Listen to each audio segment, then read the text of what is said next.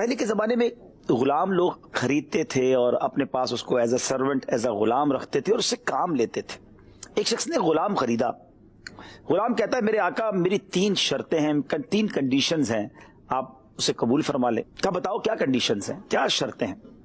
کہتا ہے پہلی یہ کہ آپ مجھے فرض نماز سے منع نہیں کریں گے جب اس کا وقت آ جائے. دوسری کنڈیشن یہ ہے کہ آپ مجھے دن کو جو چاہے حکم دیں گے, رات کو کوئی کام نہیں دیں گے. اور تیسری یہ کہ اپنے گھر میں میرے لیے ایک جو کمرہ ہے وہ جدا کر دیں اور میرے کمرے میں میرے سوا کوئی اور داخل نہ ہو, پرائیویسی چاہیے مجھے.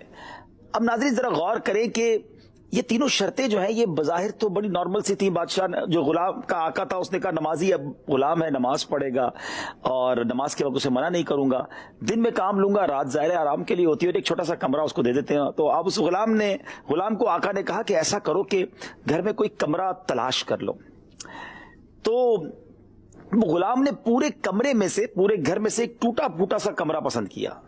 تو آقا حیران ہوا کہ یہ سٹور روم سامان کاٹ کباڑ یہاں پڑا رہتا ہے, تم کو پورے گھر میں یہی کمرہ پسند آیا. تو وہ غلام کیا کہتا ہے کہ کیا آپ نہیں جانتے کہ ٹوٹا پھوٹا کمرہ بھی اللہ کی یاد اور اس کے ذکر کی برکت سے باغ بن جاتا ہے, میرے لیے یہی کمرہ کافی ہے. بہرحال آقا نے کہا ٹھیک ہے وہاں رہنے لگو. دن میں وہ خدمت کرتا, رات وہ غلام اپنے کمرے میں چلا جاتا.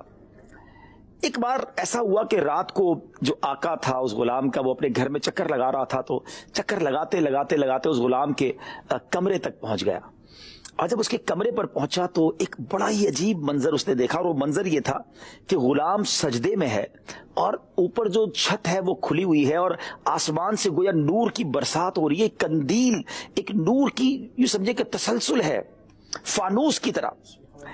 تو اور غلام جو ہے وہ اللہ کی بارگاہ میں بڑی گریہ وزاری کے ساتھ عرض کر رہا ہے کہ میرے مالک تو نے مجھ پر میرے آقا کا حق اور دن میں اس کی خدمت لازم قرار دے دی ہے.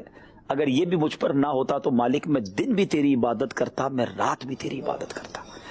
اب جب آقا نے یہ دعائیں غلام کی سنی اور وہ کہتا ہے کہ اے میرے رب میرا عذر قبول فرما لے, وہ آقا واپس اپنے گھر اپنے روم میں آیا اور اپنی زوجہ سے کہا کہ رات میں نے ایسا منظر دیکھا ہے. اگلی رات وہ اپنی زوجہ کو لے کر پھر پہنچ گیا.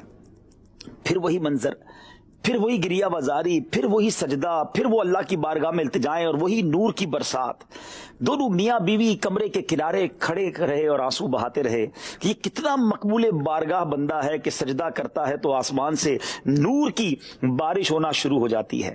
صبح ہوئی تو اب آقا نے اپنے غلام کو بلایا اور اس غلام سے کہا کہ ہم نے تمہارا وہ منظر دیکھ لیا.